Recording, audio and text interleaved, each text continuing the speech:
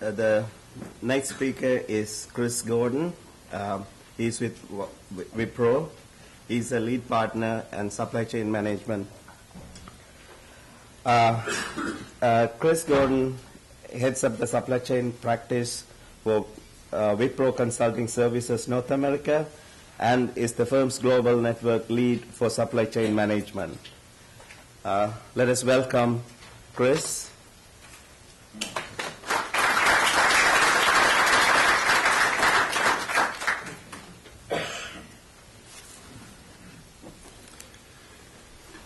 So nice to meet you.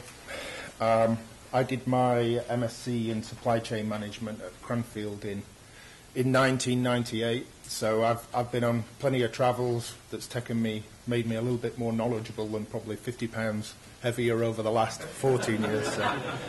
So, I've been very fortunate that in my time I've worked with 10 of Gartner's current top 25 supply chains. So I've seen a lot from our customers. I've learned a lot from our customers. And in fact, I think about Wipro and Wipro's supply chain. So Wipro is actually quite a large organization. It's a team of 135,000 people. Our supply chain is people around technology and consulting and outsourcing. Our compound annual growth rate is in the high 20s. So effectively, our firm is doubling in size every 4 years. And I've worked for US organizations as employers, UK, French, and the reason I moved to an Indian organization is because that growth of the middle class that our last speaker just talked about, and just that kind of compound annual growth rate makes for very rapid change. And I'm going to talk about collaboration and visibility.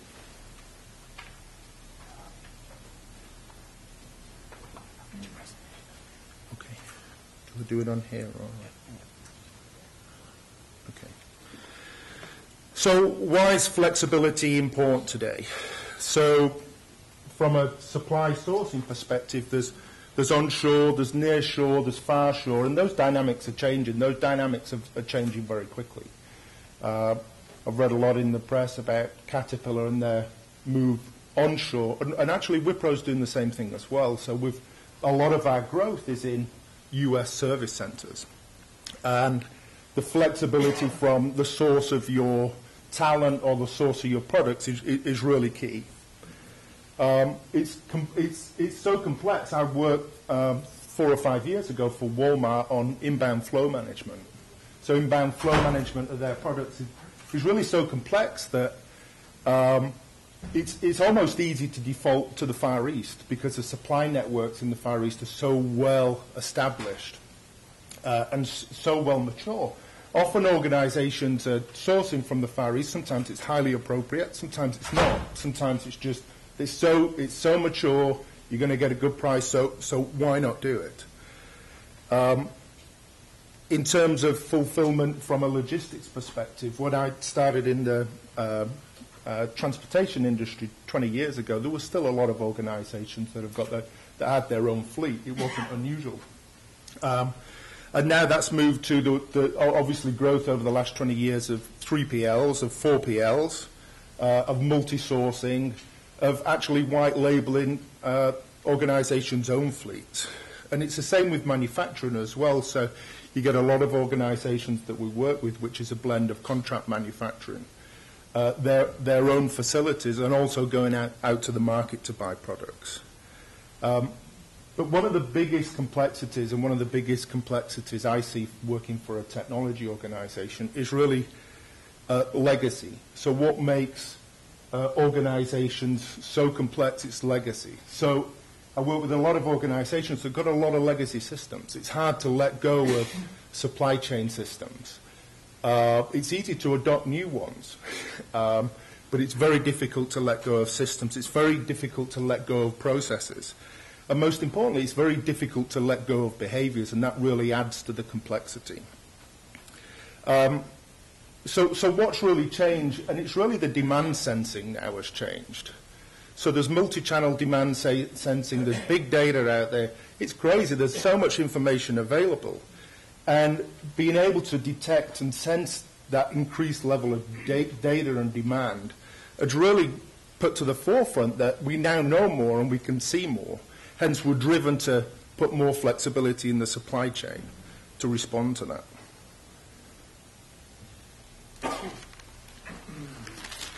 So what is supply chain visibility?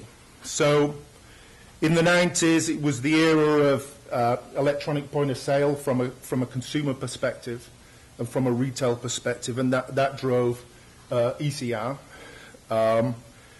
Organizations like Tesco and organizations like Walmart were able to dominate the understanding of the customer because they had that EPOS data.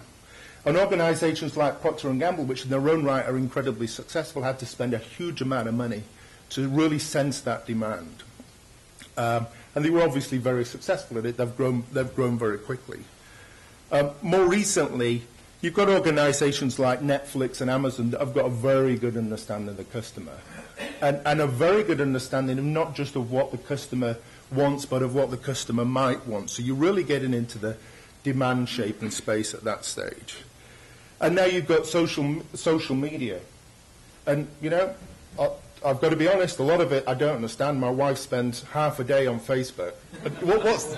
If I want to speak to my wife and I'm traveling, I've got to log into Facebook and get a message to her. So why is that important? And it's really bringing to the forefront demand shaping. So my wife likes a product, her friends like a product, it has a real big impact. And that impact means that organizations, big retailers, big organizations that have been very close to the consumer don't have that huge advantage anymore because the organizations that are providing those products also have a much stronger connect with the consumer.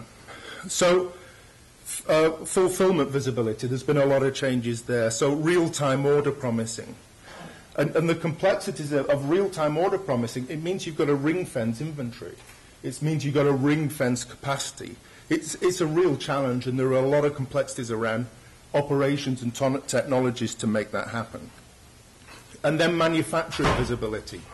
I was very fortunate to work 2 or 3 years ago to help an organization called PACCAR to set up their new engine plant in Mississippi. And what they put in their engine plant is a new manufacturing execution system. And state-of-the-art, worked extremely well. The amount of data that produces, the amount of data that comes out of that factory and how it integrates up and down the supply chain is incredible. And that's the real challenge now. So the real challenge is, well, what do you do with all that data? Because we're really just scratching at the surface now. And I think we're going to be spending the next 20 years working out, gradually getting more insight from that data and creating more value.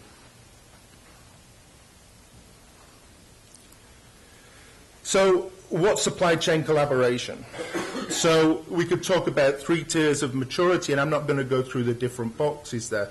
But essentially you've got information sharing, you've got synchronized execution, and then you've really got optimized and strategic planning. The interesting thing I think about that is most organizations want to be strategic. So I've done some work, my team's done some work with Apple.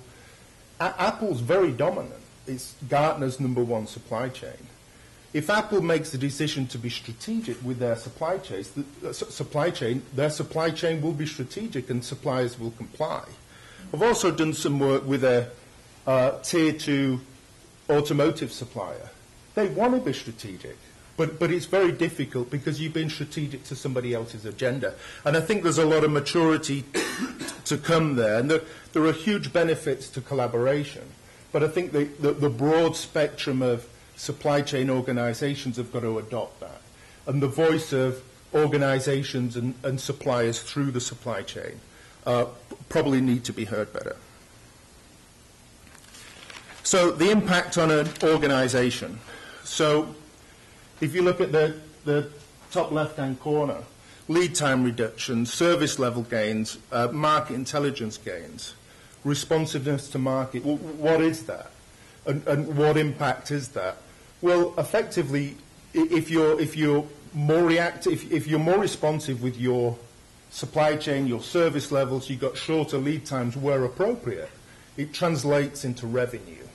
And we help a lot of customers through analytics make that translation. If I want to order, 20 new heavy equipment, pieces of heavy equipment, if I can get those in 6 weeks rather than 8 weeks, then that's a material difference to why I would buy from your organization rather than another. Also, the visibility and the collaboration really helps with cost reductions from product, process, and inventory perspective, because there's more trust, there should be more trust, so there's less waste in the system. And the alignment of that is critical. And you put all of that together, and it's really from a supply chain perspective and a flexibility perspective. The way my team sees it, it's really a return on availability, on a return on fulfillment. So as supply chain consultants, as supply chain practitioners, we've really got to understand why are we making these changes. And it's because we want to enhance that return. And I've got a couple of examples. When you do enhance that return, it's a lot of money. It makes supply chain kind of popular. So I'm going to talk about just a couple of case studies. So collaborative planning for a major electronics organization, and effectively what we've done is we've deployed systems with the organization to better link demand from their dealers. The dealers have got insight that wasn't used to the full extent, and that nuances around particular models, around demand, has really reduced the lead time in that demand sensing.